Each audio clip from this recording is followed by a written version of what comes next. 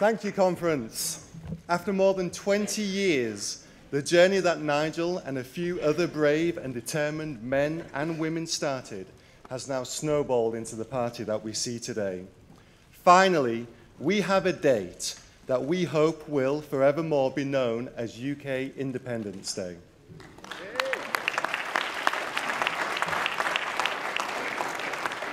June the 23rd. We only have 16 weeks to go. 16 weeks in which we must be united. 16 weeks in which we must give every last ounce of effort. 16 weeks to change the course of history for good. If you are ever going to deliver a leaflet in your life, if you are ever going to knock on a door, if you are ever going to donate to a cause, this, my friends, is the time. It will be no solace to think of things we could or should have done the day after the referendum, knowing that we could have done more and didn't. It will be no solace to think, remember, the only thing needed for bad to triumph is for good people to do nothing. Let's make sure that each of us can look in the mirror and say truthfully that we did our all. I am convinced that we can win this referendum. When push comes to shove, the great British people always make the right decision. I remember wondering how we would ever get a referendum in the first place. It always seemed like, to quote from the man of La Mancha, to dream the impossible dream. But we are a nation of dreamers. We are a nation of men and women who have never been afraid of the dark nor the unknown. We are a nation of pioneers in politics and democracy. And we in UKIP are leading that battle now. It amazes me that a British Prime Minister, along with the establishment, are now saying to us that a vote for Brexit is a leap into the dark, a leap into the unknown. What we should stick with, the status quo. And we must vote to stay in our comfortable malaise. That somehow certainty is being ruled from abroad with no control on the laws that govern us, with no say on who can come into our country, with no say on how we farm or fish, and no say on who becomes the next member state of the EU, with no say on the very things that affect our daily lives. With an escalating migrant crisis and with another Eurozone disaster on the horizon, how is that certainty? This is bizarre. Thank heavens these people were not in charge throughout our history. They do not know that as a people, we have always taken brave leaps. That's who we are. That's our character. It's in our DNA.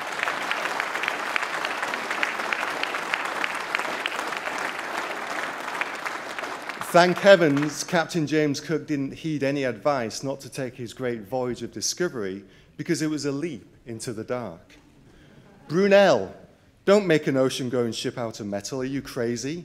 That's a leap into the dark. Edward Jenner, injecting cowpox into healthy people. What madness.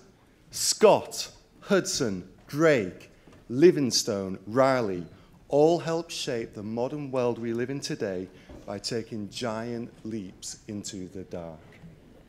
I think we can see a pattern developing here. We are a people that have always taken brave leaps, because if you do not do that, the only alternative is going backwards. There is no standing still in this world. Either we are developing, progressing, innovating, and discovering, or we are falling behind those nations who are not afraid of change and improvement. Well, we all know, don't we, that the EU has stagnated while the rest of the world has grown and grown. Is our Prime Minister really saying, be afraid? Fear progress?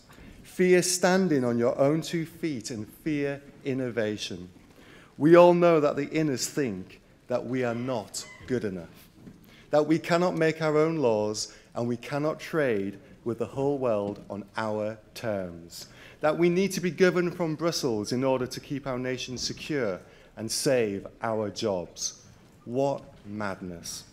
The EU's borderless dystopia is a terrorist dream. Put a Kalashnikov in the boot of your car and drive halfway across Europe without being stopped and commit mass murder in any capital city you choose. So much for EU protection. And the jobs lie.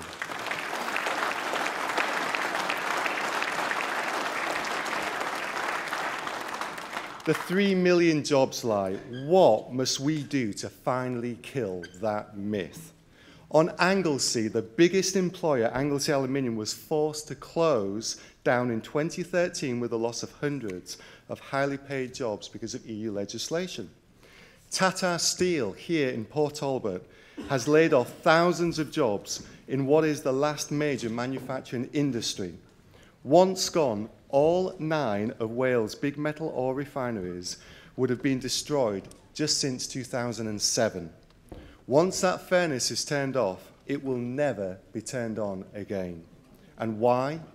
Because in 1975, we gave away the right to stop foreign nations from dumping cheap products onto our market.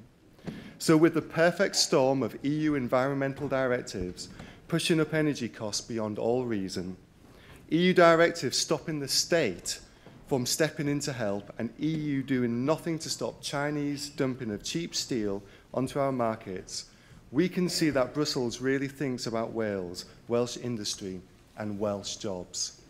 They don't give a damn. This madness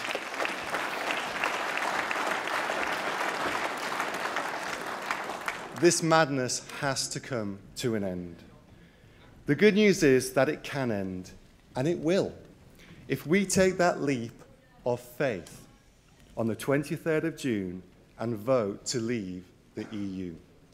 This is not a leap into the dark, really.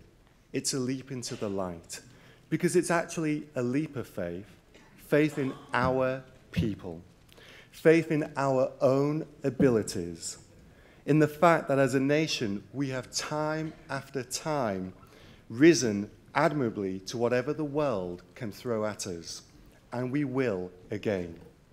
The good news is that right here in Wales, there are enough sensible people out there who want a future of freedom, a future of democracy, a future where Britons can once again forge our own destiny. We can bring back the 75% of laws that faceless bureaucrats in Brussels are making. From farming, fishing and employment, energy, business and trade, a whole host of laws that would end up right where they belong, here in Wales, written for the people of Wales, by the people of Wales, and for the people of Wales to democratically vote on. Now that's what I call real devolution. When we leave the EU, we will claim back the 200-mile fishing zone around Wales and devolve it to the Assembly. Think of the revenue that could bring to our country. We can help our farmers farm in the way that they have for centuries and make our produce, some of the best in the world. We can protect our industries, tap into our wealth of natural resources and put power back into the hands of the people. To paraphrase our great Welsh poet Dylan Thomas, we as a nation will not go gently into that good night. Or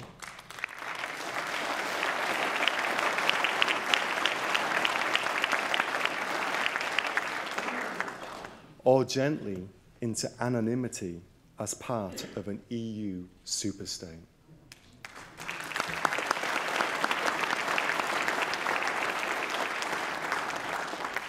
This is the land of Keats and Wordsworth, Tennyson and Shakespeare, Dickens, Austen, Chaucer and Tolkien, Lennon and McCartney, Drake and Rowley, Faraday, Dyson, Babbage, Crick, Brunel, Darwin, Newton, Nelson, Cromwell, Shackleton, Pankhurst, Hawking, Wilberforce, Whittle, Bevan, Bader, Nightingale, Scott, Elgar, Lloyd George, Churchill, and Farage.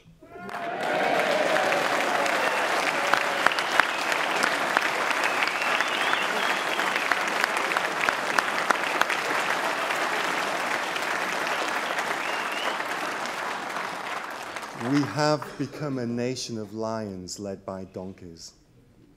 At this our moment of greatest need, let us have faith that the people of our land will rise to the task and vote to leave the EU. We will arm them with knowledge and show them courage and belief in a brighter tomorrow. The latest opinion polls here in Wales show that we, the Brexiteers, are in the lead. Let's keep that momentum going.